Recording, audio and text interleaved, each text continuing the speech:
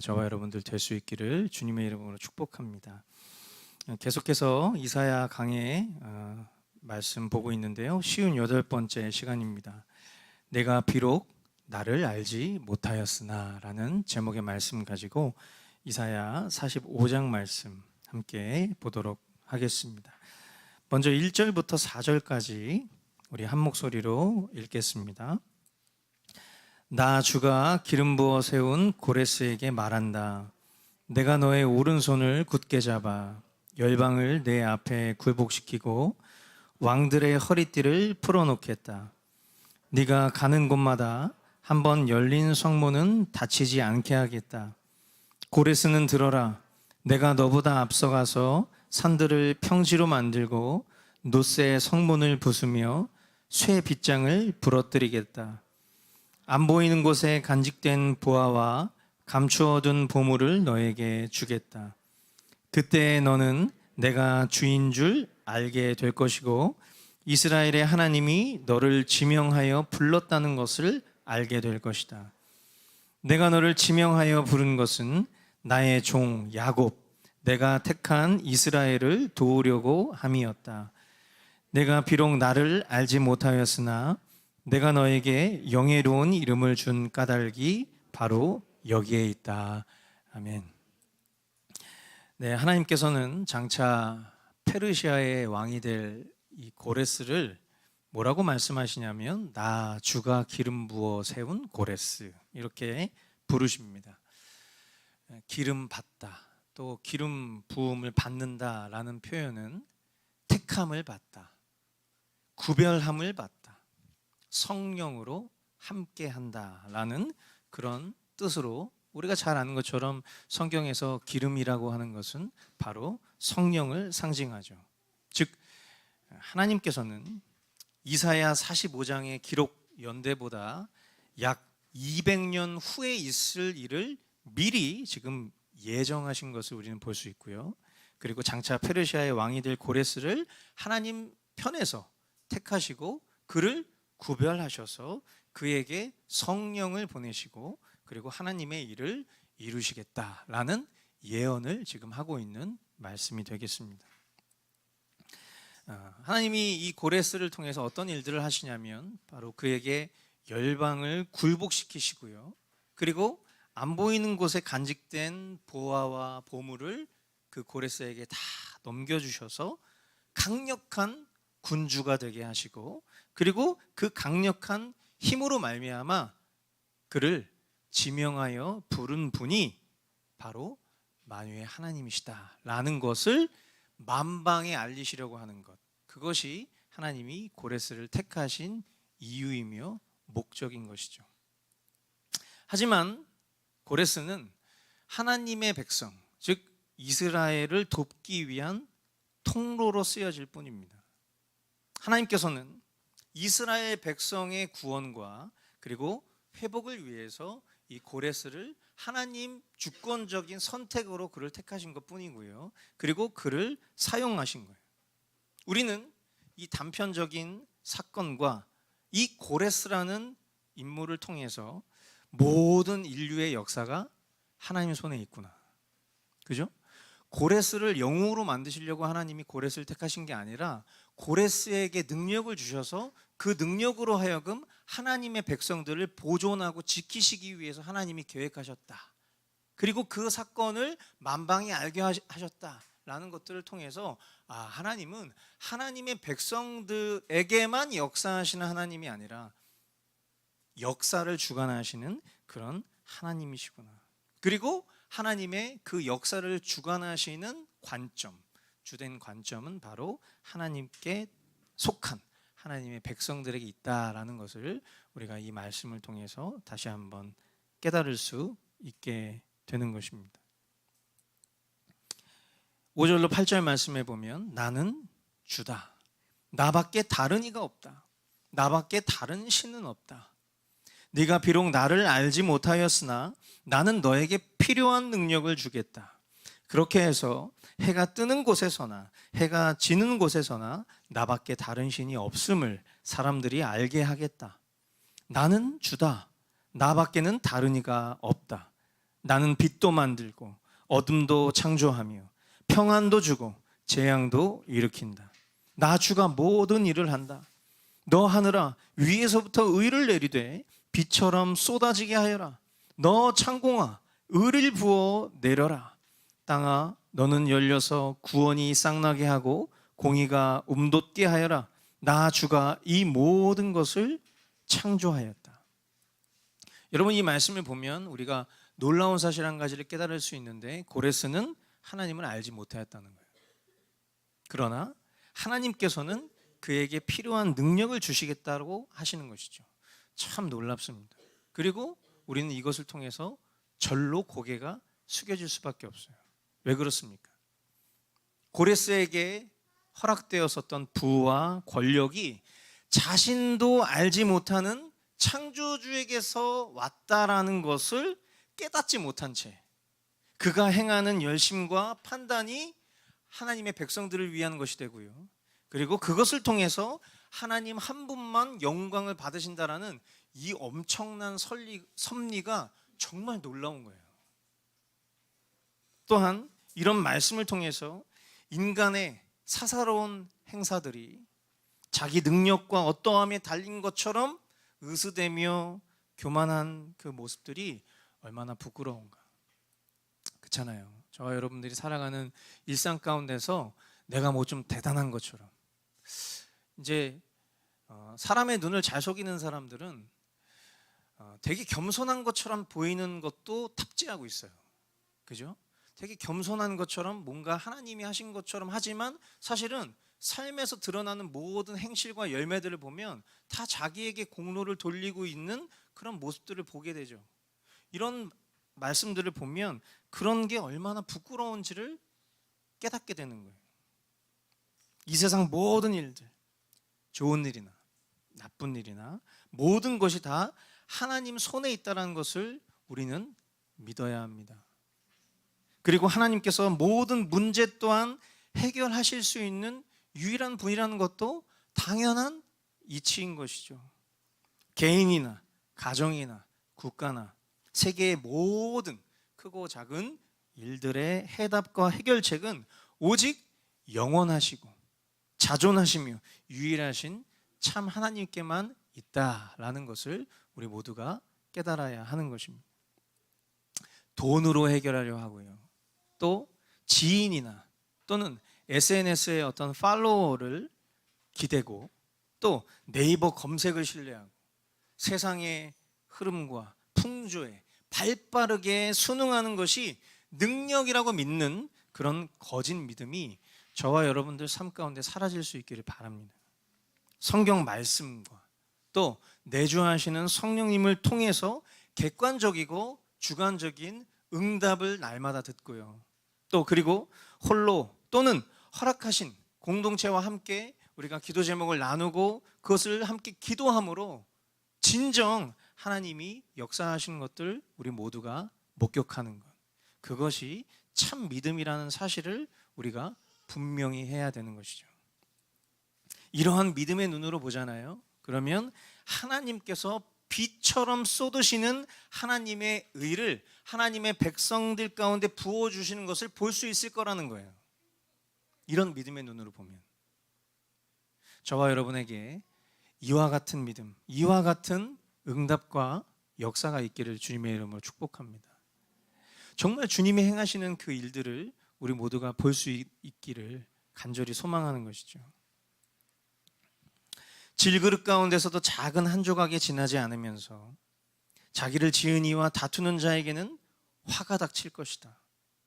지늘기 토기장이에게 너는 도대체 무엇을 만들고 있는 거냐 하고 말할 수 있겠으며 네가 만든 것이 너에게 그에게는 손이 있으나마나다 하고 말할 수 있겠느냐. 아버지에게 말하기를 나를 자식이라고 낳았습니까? 하는 자와 자기 어머니에게 무슨 해산의 고생을 했다는 겁니까? 하고 말하는 자식에게 화가 닥칠 것이다. 이스라엘의 거룩하신 하나님 곧 이스라엘을 지으신 주님께서 말씀하신다. 내가 낳은 자녀를 두고 너희가 나에게 감히 물으려느냐? 내가 할 일을 너희가 나에게 감히 명령하려느냐? 바로 내가 친히 이 땅을 만들었으며 바로 내가 그 위에 인류를 창조하였다. 내가 손수 하늘을 폈으며 그 모든 별에게 명령을 내렸다. 바로 내가 그를 의의 도구로 일으켰으니 그의 모든 길을 평탄하게 하겠다. 그가 나의 도성을 재건하고 포로된 나의 백성을 대가도 없이 보상도 받지 않고 놓아줄 것이다. 만군의 주님이 하신 말씀이다. 아멘. 질그릇 가운데서도 작은 한 조각에 지나지 않는 존재는 저와 여러분들 우리 모두에게 적용되는 표현 맞습니까? 맞습니까? 정말 여러분들 자신 스스로를 생각했을 때 나는 정말 질그릇 가운데서도 작은 한 조각에 지나지 않는 존재다라고 정말 그렇게 인정하십니까? 여러분, 우리가 하나님 앞에 이와 같은 태도를 갖는 것이 참 믿음과 신앙의 기초가 된다는 사실을 아셔야 돼요. 아직까지도 내가 뭔가 할 수 있는 존재인 것처럼 인식하고 생각하는 삶의 태도로 우리가 참 믿음의 생활을 한다라고 한다면 그것은 결코 우리가 원하고 바라는 결과를 가져다 주지 않을 것입니다. 이 말씀에서 비유하고 있는 것처럼 진흙과도 같은 사람이 토기장이 되신 창조주 되신 하나님을 없다 하거나 또는 하나님을 조롱하고 하나님과 다투려 하는 것은 마치 자기를 낳으신 부모를 조롱하거나 다투는 것, 또 부모를 부정하는 것과 같은 것이라는 것을 우리는 이 말씀을 통해서 확인할 수 있습니다. 누가 이 비유와 이 말씀을 부정할 수 있겠어요? 누가 하나님 앞에 우리가 이와 같은 질그릇 조각만도 못한 존재라는 것을 지식으로는 부정하지 않겠죠. 그러나 이러한 말씀 속에 우리 삶에 자리 잡고 있는 참 아이러니한 모습들을 발견하게 돼요. 여러분 주변에 하나님이 없다고 말하는 분들 계십니까? 무신론자들 있으세요? 그들과 대화를 해보면 그들은 하나님이라는 존재, 신적인 존재는 없다. 그리고 인간이란 존재가 그 신의 자리를 대체할 만큼 위대한 존재다 라고 이야기를 합니다. 그러면서 그들이 항상 주장하는 것들이 뭐냐면 참선과 자유를 논해요. 여러분, 뭐든지 다 기준이 있는 법이에요. 우리가 선과 악을 구분함에 있어서 교육을 받은 적이 있습니까? 저와 여러분들은 선과 악에 대한 교육을 받은 적이 없어요. 우리는 인식적으로, 존재적으로, 본능적으로 무엇이 선한 일인지 무엇이 나쁜 일인지 우리는 알고 태어난 존재예요. 그렇죠? 그런데 그건 무슨 말입니까? 다른 말로 얘기하면 참선의 기준이 있다는 거예요. 참선의 기준이 바로 하나님이시기 때문에 그렇습니다. 그러나 이런 하나님을 부정하면서 선을 논하거나 아니면 자유를 논한다는 건 얼마나 아이러니한 일인지 우리가 철학적인 사고로 조금만 생각을 해봐도 참 답답할 지경이죠. 정의와 공정을 막 말하는데요, 자신의 불의는 내로남불하는 것. 저는 내로남불이 사자성어인 줄 알았어요. 아전인수죠. 정확한 한자 성어로 만약에 표현한다면 내로남불은 뭐예요? 내가 하면 로맨스, 남이 하면 불륜, 이런 거잖아요. 우리가 참 정의와 공정 말하는 건 좋아하는데 자신의 들보를 보지 못하는 이런 아이러니를 가지고 살아간다는 거죠. 하나님을 사랑한다고 하는데 지체를 사랑하지는 않아요. 그거는 성경에서 뭐라고 얘기하고 있죠? 거짓말쟁이. 부모를 공경하지 않는데요, 하나님을 경외한다라고 말을 해요. 있을 수 있는 일입니까? 그럴 수 없다라고 성경이 말해요. 이 밖에도 얼마나 많은 오류와 무지함이 우리가 살아가는 세상과 삶 속에 그리고 우리 자신에게 있는지 돌아보게 되죠.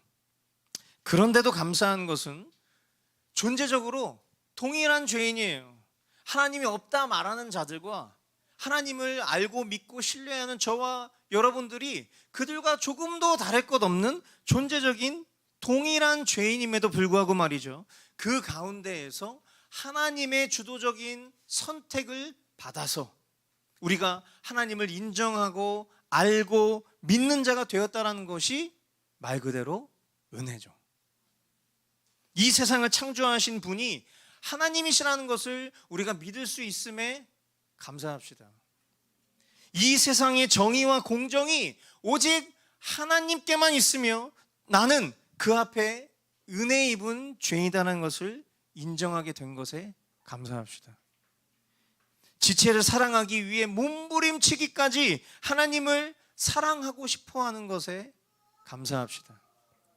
부모를 공경하여 하나님의 법도를 지키고 이 땅에서도 장수하는 부가적인 복을 누리는 저와 여러분 될 수 있기를, 그것을 소망하는 그런 우리가 될 수 있기를 주님의 이름으로 축복합니다. 부디 이 신앙과 믿음, 감사가 변하지 않기를, 나날이 성숙하고 발전하기를 우리 모두 갈망했으면 좋겠어요. 주님께서 말씀하신다. 이집트가 수고하여 얻은 재물과 에디오피아가 장사하여 얻은 이익이 너에게로 넘어오고 키 큰 스바 사람들이 너에게로 건너와서 내 밑으로 들어와 너를 따를 것이며 사슬에 메어와서 내 앞에 엎드리고 너에게 기도하는 것처럼 이르기를 과연 하나님께서 당신과 함께 계십니다. 그 밖에 다른 이가 없습니다. 다른 신은 없습니다. 할 것이다. 구원자이신 이스라엘의 하나님, 진실로 주님께서는 자신을 숨기시는 하나님이십니다. 우상을 만드는 자들은 모두 한결같이 부끄러움을 당하고 창피한 일을 당할 것이며 치욕으로 물려갈 것입니다. 그러나 이스라엘은 주님 안에서 안전할 것입니다. 이스라엘의 구원은 영원할 것입니다. 너희 이스라엘아, 너희가 영원토록 부끄러움을 당하지 않고 창피한 일을 당하지 않을 것이다. 이집트가 수고하여 얻은 재물, 그리고 에디오피아가 장사하여 얻은 이익이 하나님의 백성이 이스라엘에게 넘어오도록 하나님이 섭리하십니다. 스바 사람들이 사슬에 매여 이스라엘 백성들의 종이 되면서 하는 말이 기가 막힌 표현을 하죠. 과연 하나님께서 당신들과 함께 계십니다. 스스로 자처하여 종이 되고자 하며 엎드리며 하는 말이 당신들의 하나님, 당신들의 하나님이신 그 하나님이 지금 당신과 함께 하십니다. 우리의 입술로 고백하기에도 부족함이 없는 이 신앙의 고백을 그들의 입술로 듣게 하시고 그들이 수고하여 얻은 산물들을 우리로 하여금 누리게 하시는 이 하나님의 말로 형언할 수 없는 은혜, 이것이 비유인 것처럼 설명이 되어 있지만 이 비유인 것처럼 설명되어 있는 이것이 오늘날 우리에게 현실로 이루어졌어요. 그게 뭡니까? 바로 세계 복음화죠.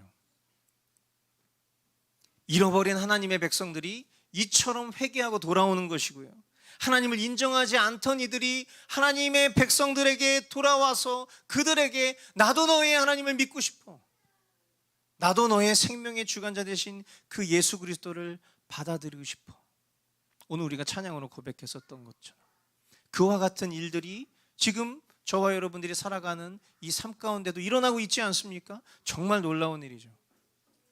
이런 하나님의 예언적 선포가 오늘날 우리가 살아가고 있는 이 삶 가운데, 그것이 어떤 영적인 현상이 아니라 실제적인 사건으로 이 말씀이 성취되고 있다는 것은 참으로 놀라운 것이죠. 하나님이 안 계신 것처럼 불의가 판을 치고 또 우상 숭배가 가득 차던 것이 그날이 오면, 그날이 언제예요? 우리의 생명의 주인 되신 예수님께서 다시 오시는 날이 되면 모든 것이 무너지고 하나님 외에 다른 것을 섬기던 우상 숭배자들이 수치와 심판을 당하는 날이 올 것이라는 것이죠.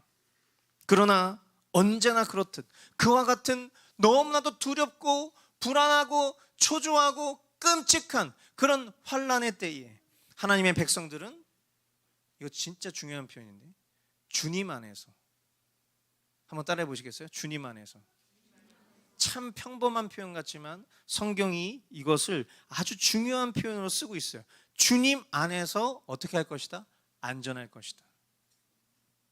그냥 안전은 누구나 얘기할 수 있어요. 근데 우리에게 있어서 믿음의 근거는 바로 주님 안에서 안전한 거예요. 한번 구원하신 하나님의 계획은 절대로 변하지 않고 영원할 것이기 때문에 그렇습니다.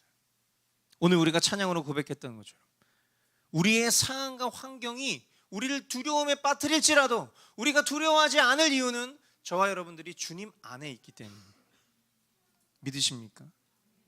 이 사실이 이 세상 그 어떤 것보다도 우리에게 가장 큰 안정감과 신뢰가 될 수 있기를 바라는 거예요. 이 주님 안에서라는 표현을 우리가 신약에 와서 보면 이와 같은 영광스러운 말씀들로 대면할 수 있죠. 히브리서 9장 12절 말씀, 단 한 번의 지성소에 들어가셨습니다. 그는 염소나 송아지의 피로서가 아니라 자기의 피로서 우리에게 영원한 구원을 이루셨습니다. 아멘. 히브리서 10장 14절, 그는 거룩하게 되는 사람들을 단 한 번의 희생제사로 영원히 완전하게 하셨습니다. 아멘. 저와 여러분들이 살아가는 일상 가운데에서 겪는 어려움, 그리고 우리의 존재적인 문제에 대한 고민, 그리고 앞날과 미래에 대해서 불투명해 보이는 우리의 삶 가운데에서도 우리가 결코 흔들리지 말아야 될 것은 단번에 희생 제사 제물이 되어 주신 예수 그리스도의 그 속죄의 가치가 그 주님 안에 거하는, 내가 그리스도와 함께 십자가에 못 박혔나니 그런즉 이제는 내가 사는 것이 아니요 내 안에 그리스도께서 사신 이 놀라운 연합이 우리의 상황과 환경과는 비교할 수 없을 정도로 엄청나게 큰 안정이라는 것을 우리가 믿어야 하는 거예요. 아멘. 여러분, 이 사실 정말 믿으실 수 있게 되기를 다시 한번 주님의 이름으로 강조드립니다. 하늘을 창조하신 주, 땅을 창조하시고 조성하신 하나님, 땅을 견고하신 분이 말씀하신다. 그분은 땅을 혼돈 상태로 창조하신 것이 아니라 사람이 살 수 있게 만드신 분이다. 나는 주다. 나밖에 다른 신은 없다. 나는 어두운 곳에서 은밀하게 말하지 않았으며 야곱의 자손에게 나를 허무하게 찾아라 하지도 않았다. 나 주는 옳은 것을 말하고 바른 것을 알린다. 이방 나라에서 살아남은 자들아 모여오너라. 다 함께 가까이 오너라. 나무 우상을 들고 다니는 자들과 구원하지도 못하는 신에게 기도하는 자들은 무지한 자들이다. 너희는 앞일을 말하고 진술하여 보아라. 함께 의논하여 보아라. 누가 예로부터 이 일을 들려주었으며 누가 이전부터 이 일을 알려주었느냐? 나 주가 아니고 누구냐? 나밖에 다른 신은 없다. 나는 공의와 구원을 베푸는 하나님이니 나밖에 다른 신은 없다. 하나님은 지금 이 순간에도 저와 여러분에게 이 강단에서 선포되는 메시지로 말씀하시는 하나님이십니다. 또한 이 메시지는요, 하나님께서 택하신 이들에게는 구원의 증거가 될 것이고, 또한 생명의 메시지가 필요로 하는 이들에게 유튜브라는 통로를 통해서 흘러가게 될 거예요. 여러분, 우리 교회의 설교 영상을 보통 일주일에 시청하는 사람들이 30명에서 50명 정도, 아주 적은 사람들이 말씀을 봅니다. 저는 조회수에 신경 쓰지 않아요. 왜냐하면 한 영혼이 천하보다 귀하다라는 하나님 나라의 가치를 알고 있기 때문이에요. 많은 사람들이 보면 좋겠죠. 그런데 저의 만족이 있다면, 우리가 감사할 수 있는 것이 있다면, 정말 필요한 영혼에게 이 말씀이 흘러갈 수만 있다면 저는 그것으로 감사할 것 같아요. 여러분, 방금 우리가 읽었었던 이 성경 말씀에 보면 이런 표현이 있어요. 하나님은 어두운 곳에서 은밀하게 말씀하시는 분이 아니래요. 그리고 나를 허무하게 찾아라 하지도 않았대요. 지금 무슨 말입니까? 그냥 믿어. 주님은 그렇게 말씀하신 분이 아니라는 거예요. 반드시 복음을 듣게 하시고 하나님 택하신 백성들에게 복음을 듣게 하십니다. 그리고 그 복음이 지식이 출중한 사람이든 아니면 초등학교도 나오지 못한 나이 지극하신 백발의 할머니든 그 누구든 상관할 것 없이 그 복음의 지식을 깨닫게 하시는 것은 이미 내주하시는 성령님이기 때문에 그 일들이 가능한 거예요. 그러므로 우리는 할 수 있는 모든 수단과 방법을 동원하여 하나님이 기뻐하시는 방법을 통해서 우리는 복음을 전하는 자들이 되어야 하는 거예요. 우리 교회 편에서도, 그리고 교회된 여러분들 한 사람 한 사람의 삶을 통해서도 말이죠. 하나님은 구약의 시내산에서 모든 이스라엘 회중들이 다 보고 듣는 곳에서 선포하셨죠. 예수님은요, 모든 이들이 모인 자리에서 자신이 그리스도이시다라는 것을 선언하셨습니다. 그리고 오늘날 수많은 교회와 강단을 넘어 유튜브 같은 SNS 같은 그런 세상 문화 가운데에서도 하나님은 말씀하고 계세요. 저와 여러분 같은 먼저 믿은 자들의 입술을 통해서 사람과의 관계 가운데서도 말씀하고 계시고 말이죠. 주님은 지금도 살아 역사하셔서 자신이 만군의 주 여호와 하나님이시라는 것, 이 땅에 구원의 이름은 오직 예수 그리스도 한 분밖에 없다라는 것을 지금 이 순간에도 그렇게 말씀하고 계신 살아 역사하시는 하나님이세요. 이것은 훗날 뭐가 되냐면요, 불신자들에게는 핑계치 못할 증거가 되는 거예요. 저 못 들었는데요, 이럴 수 없다는 거예요. 듣게 하신 것은 하나님의 주도적 섭리예요. 그러나 핑계치 못하는 것은 모든 영혼들에게 반드시 어떤 형태로든 복음의 메시지는 흘러가기 마련이기 때문에 그렇습니다. 그러므로 혹 우리 주위에 하나님께서 나를 통로로 복음을 전하게 하실 그런 영혼이 있는데도 불구하고 만일 내가 복음을 전하고 있지 않는다면 그것은 직무유기겠죠. 그것은 받은 은혜를 저버리는 행동이겠죠. 우리 교회에도 이제 어쩌면 유명한 래퍼가 나올지도 모르겠어요. BY를 뛰어넘는 JY. 그냥 한 소리인데 죄송합니다. 복음의 메시지가 저런 통로를 통해서도 쓰여질 수 있다는 것도 참 감사한 일이죠.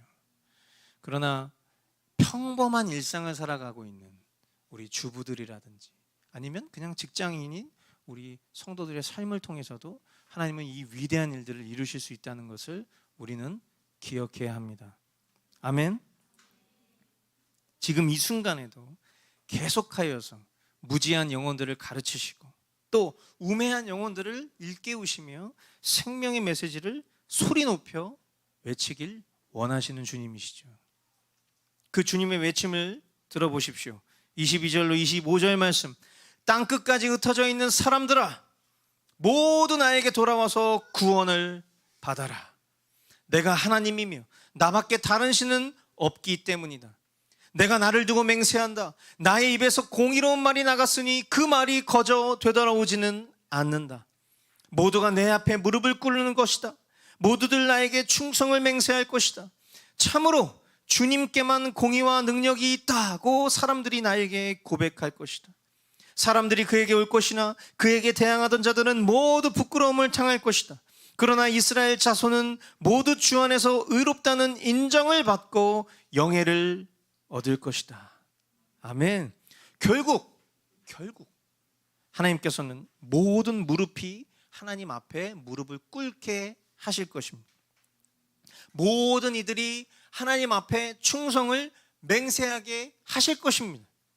여기서 모든이라는 범위는 존재적으로는 모든 피조세계죠. 하나님의 손으로 창조되지 않은 것이 아무것도 없기 때문에 하나님의 마지막 심판의 때에는 모든 피조세계를 하나님 앞에 무릎을 꿇고 하나님이 참된 주인이시라고 시인할 수밖에 없게 만드는 그 순간을 허락하신다는 거예요. 그러나 구원의 관점에서 봤을 때 여기서 말하는 모든이라는 것은 하나님께서 택하신 사람들. 빌립보서 2장 9절로 11절. 그러므로 하나님께서는 그를 지극히 높이시고 모든 이름 위에 뛰어난 이름을 그에게 주셨습니다. 그리하여 하늘과 땅 위와 땅 아래에 있는 모든 것들이 예수의 이름 앞에 무릎을 꿇고 모두가 예수 그리스도는 주님이시라고 고백하여 하나님 아버지께 영광을 돌리게 하였습니다. 여기서 말하는 모두, 이사야에서 말하는 모든, 이것은 우리가 잘 분별해야 돼요. 여기서 말하는 모든이라는 것은 아까 말한 것처럼 존재적으로는 모든 피조세계에 거하는 것들이겠지만, 그러나 여기서 말하는 모든이라는 것은 하나님이 택하신 사람들, 즉 예수가 그리스도시요 주님이라고 고백하게 된, 구원받게 된 이들의 모든이에요. 하나님께서는 이들의 무릎과 충성을 받으신다는 거예요. 그리고 그들에게서 의로움을 찾지 않으신답니다. 누구에게서 의를 찾으세요? 주 안에서. In the Lord, in the Christ. 예수 그리스도 안에서 하나님이 충족하실 만한 의를 찾으십니다. 그러므로 저와 여러분들이 신비한 연합이죠. 예수 그리스도와 한 몸을 이루고 저와 여러분들이 오늘을 살아가는 내가 아니라 옛 자아를 벗어버리고 새 것이 된 새로운 피조물로 그리스도와 연합되었기 때문에 우리에게서 의로움을 찾으시는 것이 아니라 우리 안에 실제하시는 그리스도로 의를 찾으신다는 거예요. 그것으로 우리를 의롭다 하신다는 것이죠. 정말 놀랍습니다. 로마서 3장 21절로 24절, 그러나 이제는 율법과는 상관없이 하나님의 의가 나타났습니다. 그것은 율법과 예언자들이 증언하는 것입니다. 그런데 하나님의 의는 예수 그리스도를 믿는 믿음을 통하여 오는 것인데 모든 믿는 사람에게 미칩니다. 거기에는 아무 차별이 없습니다. 모든 사람이 죄를 범하였습니다. 그래서 사람은 하나님의 영광에 못 미치는 처지에 놓여 있습니다. 그러나 사람은 그리스도 예수 안에서 얻는 구원으로 말미암아 하나님의 은혜로 값없이 의롭다는 선고를 받습니다. 비록 우리 스스로 하나님을 알지 못하던 질그릇 가운데 작은 한 조각, 진흙 수준이었던 우리에게 주님 안에서, 예수 그리스도 안에서 하나님의 백성된 자녀가 될 수 있게 해주신 그 위대한 은혜를 찬양하지 않을 수 없는 거예요. 여러분, 어쩌면 우리가 통전적인 관점으로 성경을 보기 때문에 말씀 안에 우리가 놓치는 것들도 있을 수 있어요. 그러나 오늘 우리가 이 이사야 45장을 통해서 깨닫게 된 사실이 무엇입니까? 오늘 말씀의 제목이 뭐죠? 비록 나를 알지 못하였으나, 네가 비록 나를 알지 못하였으나, 저와 여러분들이 우리 스스로가 하나님을 알게 되는 사람이 있습니까? 우리의 열심과 최선과 노력으로 우리가 하나님을 찾을 수 있나요? 깨닫는 자도 없고 하나님을 찾는 사람도 없어요. 그러나 율법과 상관없는 하나님의 의가 저와 여러분들 택하신 자들에게 임하였고, 그리고 그것을 통해서 우리의 입술로 예수가 그리스도라고 고백하게 된 이 놀라운 사실, 이 은혜가 전적으로 하나님 선택 가운데 있다는 것을 우리는 찬양할 수밖에 없는 것입니다. 아멘. 어쩌면 매주 반복적이고 동일한 결론이 나는 것은 하나님께서 우리에게 말씀하시는 바가 두 가지 방향이 있다고 생각해요. 하나는 그것이 그만큼 중요하기 때문이라는 거죠. 또 하나는 우리가 그것을 지식으로는 알지만 우리의 삶 가운데 실천하고 행하고 있지 않기 때문에 하나님 우리에게 또한 말씀하시지 않을까라는 생각도 해봐요. 저는 항상 그런 기도를 합니다. 우리 교우들이 나날이 믿음이 성장하기를 원해요. 근데 어떨 때는 이 사람 진짜 성장한 것 같아 라는 것이 막 눈에 보이고요. 그래서 그것이 너무 감사하다가도 뭔가 안도의 한숨을 쉴 즈음에 또다시 와르르 무너지는 모습들을 보게 되면 마음이 철렁 내려앉아요. 저의 기도로 영혼의 신앙 성숙을 이룰 수 있겠습니까? 아니죠.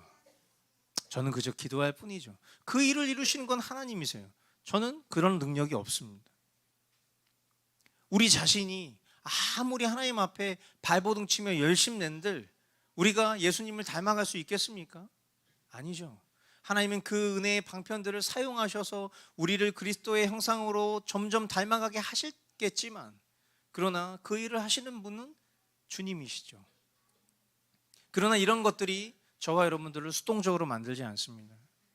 참된 하나님의 자녀들이라면 이런 하나님의 놀라운 역사와 은혜를 깨닫고 우리는 더 하나님을 알아가고자, 하나님을 사랑하고자, 하나님이 허락하신 특별히 이 거룩한 주일 우리 공동체에게 주신 이 말씀 속에서 주님 우리에게 반드시 하시고자 하는 말씀이 저는 있다고 확신합니다. 통로된 저의 상태와 상관없이 말이죠. 사랑하는 성도 여러분, 비록 우리가 하나님을 알지 못했던 자들이지만 우리는 이성과 지식으로 하나님을 믿고 있지 않아요. 하나님이 우리에게 주신 믿음으로 우리는 하나님을 믿고 있습니다. 이 사실이 이 세상 그 어떤 것과 비교할 수 없는 기적인 줄 믿으시기 바랍니다. 그리고 그 은혜를 입은 자들로서 우리가 취해야 될 오늘의 반응은 그 구원을 이루신 하나님을 찬양하는 것입니다. 그리고 그 구원의 주님을 전하는 거예요. 그게 저와 여러분들의 남겨진 날들에 우리의 사명 될 수 있기를, 우리의 삶이 될 수 있기를 주님의 이름으로 축복합니다. 기도하겠습니다.